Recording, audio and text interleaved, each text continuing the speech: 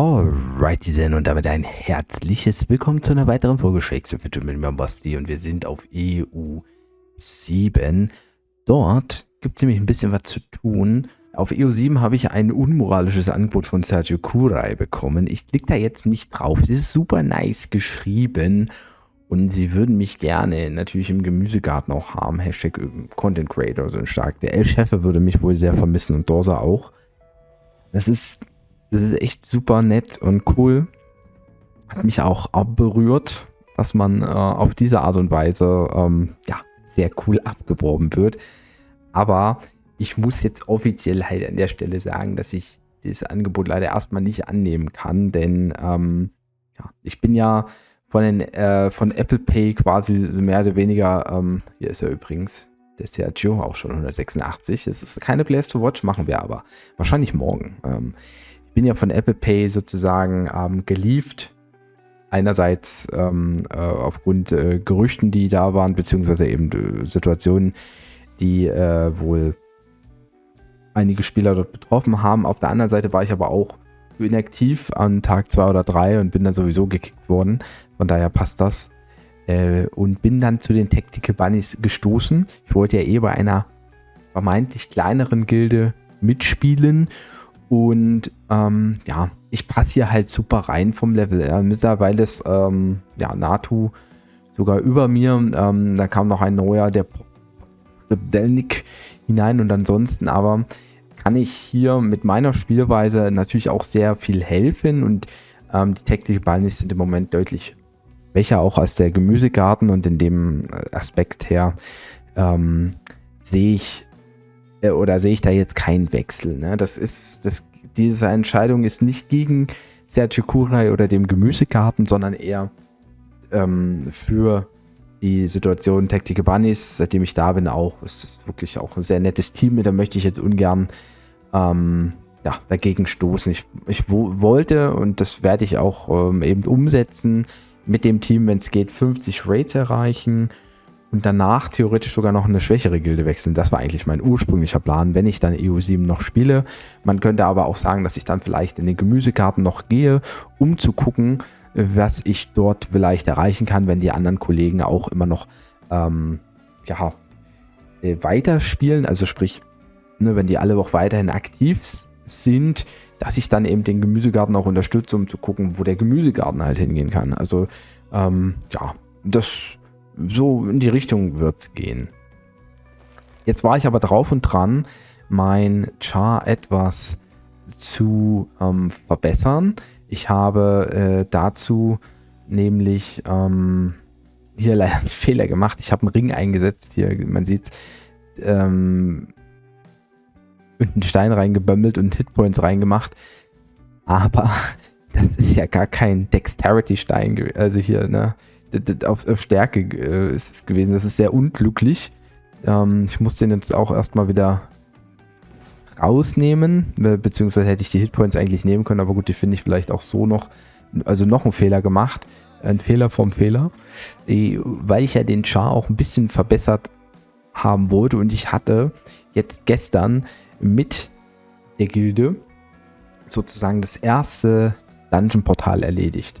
Ja, es waren noch 5% über. Ich habe 23,59 drauf gedrückt. Es hat gereicht, Gott sei Dank, obwohl ich den falschen Stein drin hatte, beziehungsweise falsches Item ohne Stein hier.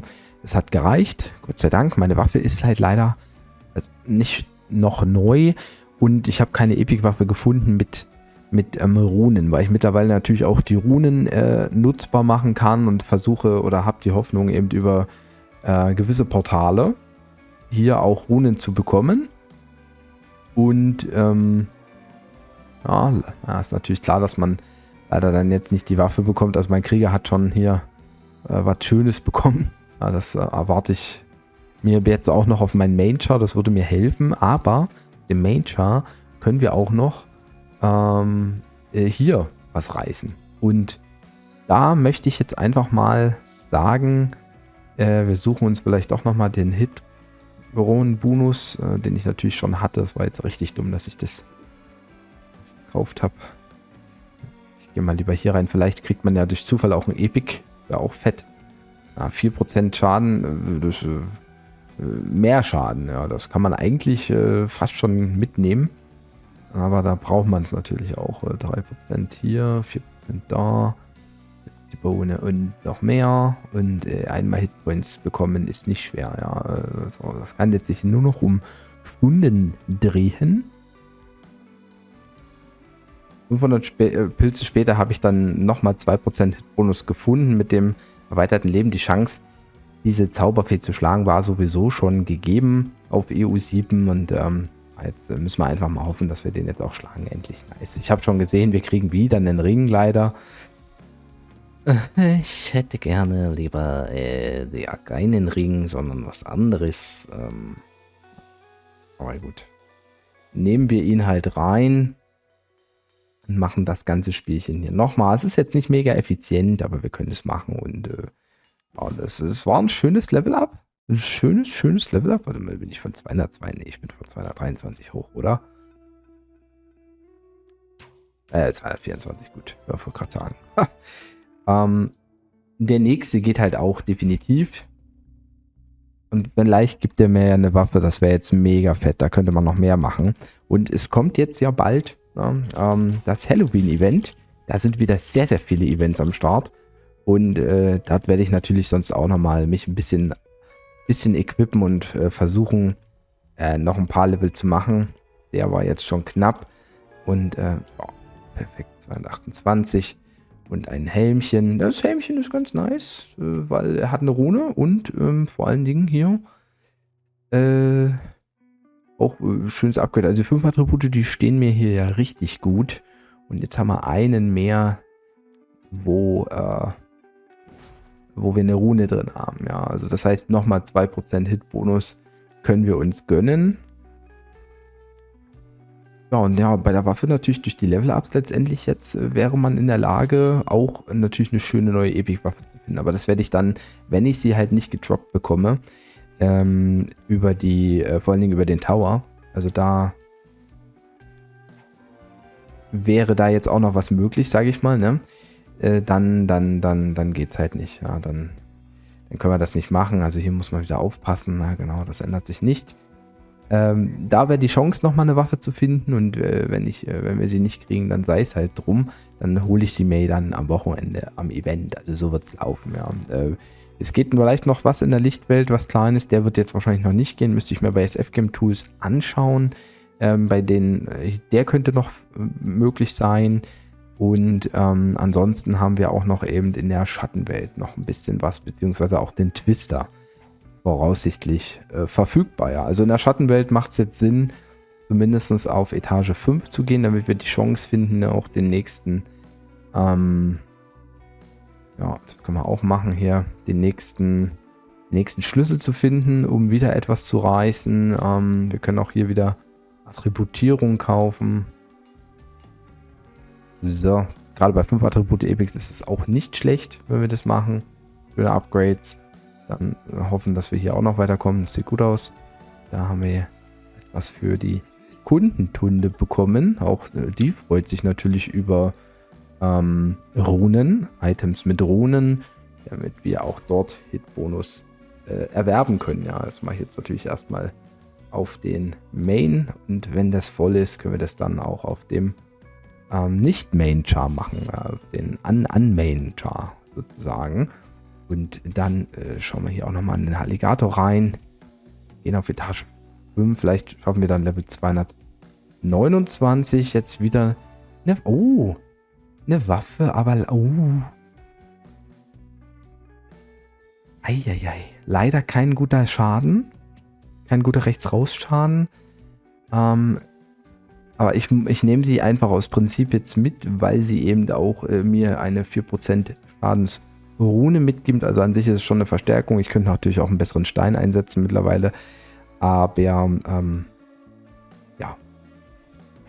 es ist doch schön, dann auch eine Waffe zu haben. Und wir haben gesehen, 30 Durchschnittsschaden mehr. Also da lohnt sich schon was. Und jetzt kam nochmal eine Waffe, die ist dann wiederum für den Krieger. Also der Krieger hat schon wieder so viele Waffen bekommen.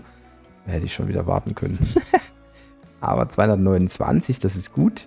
Und ja, wie gesagt, im Tower müssen wir auch noch weiter voranschreiten und haben die Chance,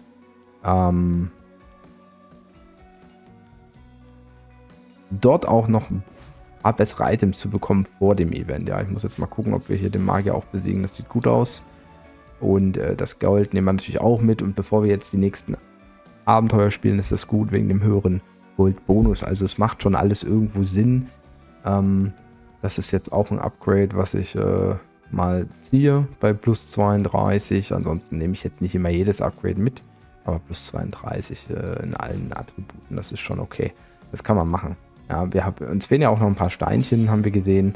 Also ich gehe jetzt hier nicht auf voll Grind hier auf dem Server. Aber das ist das Schöne bei den Begleitern, da muss man das gar nicht machen. Zum Beispiel hier, die Schlüpper, die habe ich schon ewig lange. Die ist sogar mal aus dem Licht-Dungeon gewesen, krass. Und ja, ne, jetzt habe ich es mal geschafft, das zu aktualisieren. Der Krieger, Bertram das Brot, freut sich auch drüber. Wenn auch ein bisschen später. So, was haben wir denn hier bekommen? Was haben wir denn hier bekommen? Guck mal an. Guck mal an. Ja, das ist natürlich dann jetzt, da muss man auch oft mal hin und her wechseln. Aber klar ist, dass ich dann wechsle. Ja, und dann müsste man für die Kundentunde das halt auch machen. Aber das, auf dem Main-Char liegt die auf jeden Fall am besten. Für die ganzen Gildenportale und Attribute und ja, im Twister kann ich natürlich auch noch was machen. Aber das kann ich dann immer noch auch vor dem Epic-Event machen, dann nochmal Levels mitnehmen. Bis dahin haben wir jetzt, Gott sei Dank, auch eine stärkere Waffe und das geht. Was ist denn hier mit den Waffen los? Mein Gott. Okay, krass, okay. Die ist ja noch geiler. Gut, vielleicht mache ich es jetzt doch mal so, dass ich mir die mitnehme für die Kundentunde. Ja. Das ist natürlich ein schönes Upgrade für die. Gem Extraction mache ich auch mal, obwohl das jetzt kein fetter Gem ist, aber hier haben wir ja kein Gem drin. Und dann hoffen wir mal, dass wir einen guten neuen Geschickstein bekommen. Für die Waffe. Und wenn das passiert, wir können natürlich 1-2 Mal skippen, aber da haben wir meistens jetzt wahrscheinlich kein Glück. 129. Ein paar Steine brauche ich natürlich, habe ich ja gesagt. Auch Bertram kann noch neue Steine gebrauchen, bin ich mir sicher. Ja, damit stärken wir natürlich unsere Begleiter auch wiederum. Ja, jetzt kommt der Dungeon Key. Ja, das ist halt das nächste. Dann findet man wieder die Dungeon Keys. Jetzt haben wir einen Geschickstein. Okay, das ist nicht der bestmögliche, aber der ist besser als der, den ich drin hatte. Und let's go. Zack.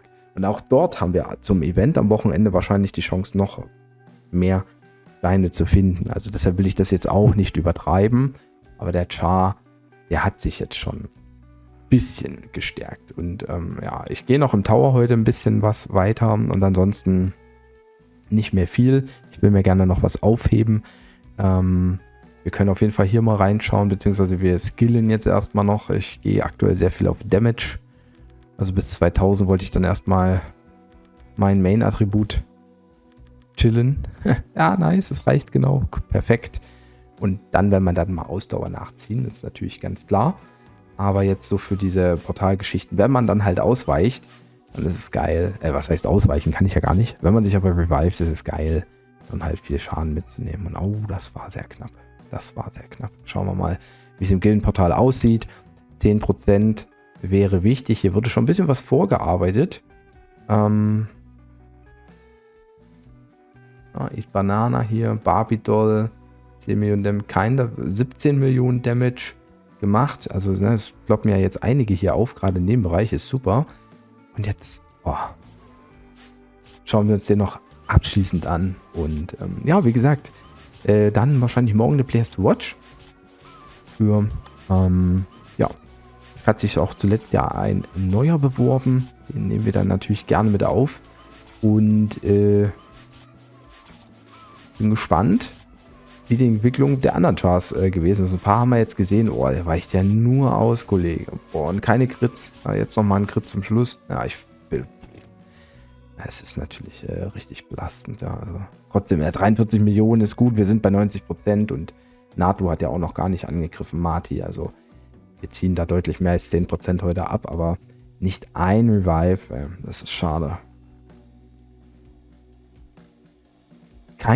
Kein Glück. Aber das ist halt die Krux an dem Dämonenhunter. Na, gut, das war's dann von mir. Ich hoffe, der Part hat euch gefallen. Ihr könnt euch gerne auch nochmal den englischen Part von heute Mittag anschauen. Über den Necromancer, wenn ihr Bock habt. Freue ich mich natürlich auch drüber. Das war's von mir. Macht's gut und tschüss.